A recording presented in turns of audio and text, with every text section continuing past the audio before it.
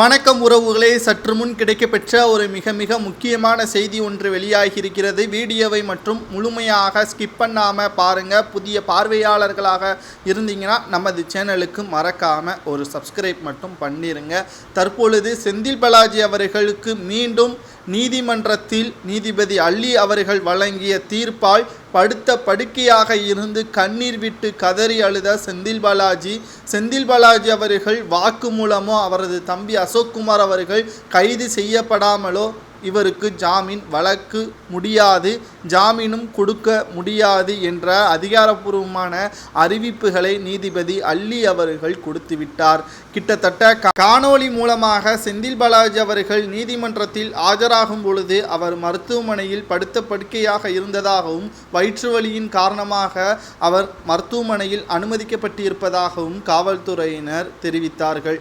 ஆனாலும் இந்த வழக்கு தொடர்ந்து நடைபெற்றது. முக்கியமான சாட்சிகள் ஆவணங்கள் அனைத்தும் இன்னும் அமலாக்கத்துறை அதிகாரிகள் கால அவகாசம் கேட்டதன் காரணமாக செந்தில் பாலாஜி அவர்களது வழக்கு ஆகஸ்ட் 7ஆம் தேதி ஒத்திவைக்க உள்ளதாக நீதிபதி அள்ளி அவர்கள் தெரிவித்திருக்கிறார். குறிப்பாக செந்தில் பாலாஜி அவர்களுக்கு எப்படியும் ஜாமீன் வழங்கிவிடும் என்று எதிர்பார்த்து கொண்டிருந்த நிலையில் அவர் மயக்கம் போட்டு கீழே விழுந்தாலும் குற்றவாளிக்கு ஆதாரங்கள் இருந்தால் மட்டும்தான் அவருக்கு ஜாமீன் வழங்க முடியும். அவர் செய்த தவறு நிரூபணம் செய்துவிட்டால் அவருக்கு ஜாமீன் வழங்க முடியாது என்பதை நீதிபதி அள்ளி அவர்கள் தெள்ளத் தெளிவாக கூறியிருக்கிறார்.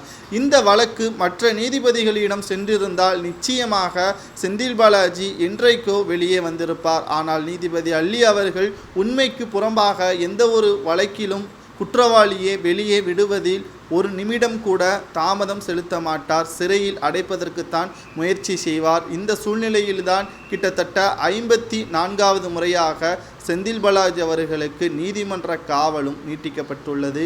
அமலாக்கத்துறை அதிகாரிகள் செந்தில் பாலாஜி அவர்களுக்கு எதிரான ஆவணங்கள் அனைத்தையும் சேகரித்து நீதிமன்றத்தில் கொடுத்தால் கிட்டத்தட்ட 5 முதல் 7 ஆண்டுகள் வரை கடுங்காவல் தண்டனை வழங்கப்படும் என்றும் தற்பொழுதே 1 ஆண்டுகள் நீதிமன்ற காவல் முடிவடைந்து விட்டது. இன்னமும் தற்பொழுது செந்தில் பாலாஜி அவர்களுக்கு 5 முதல் 7 ஆண்டுகள் சிறை தண்டனை என்றால் நிச்சயமாக செந்தில் பாலாஜியின் கதை முடிந்துவிடும் என்றுதான் கூறப்படுகிறது. ஸ்டாலினை காப்பாற்ற வேண்டும் என்று அமைதியாக இருந்த செந்தில் பாலாஜி அவர்கள் தற்பொழுது கரூரில் மிகப்பெரிய பங்களாவும் அரசுடைமையாக்கப்படுகிறது, சொத்துக்களும் அரசுடைமையாக்கப்படுகிறது. கிட்டத்தட்ட பல 100 கோடிகள் தற்பொழுது ஆதாரங்கள் எதுவும் இல்லாமல் மத்திய அரசிற்கு சொந்தமாக போவதாக செய்திகளும் தற்பொழுது வெளியாகி இருக்கிறது. இதுவரை சம்பாதித்த அனைத்து சொத்துக்களும் தற்பொழுது பறிபோகிவிட்டாலும் ஸ்டாலினை காட்டிக் கொடுக்காமல் இருப்பதற்கு காரணம் என்ன என்பதை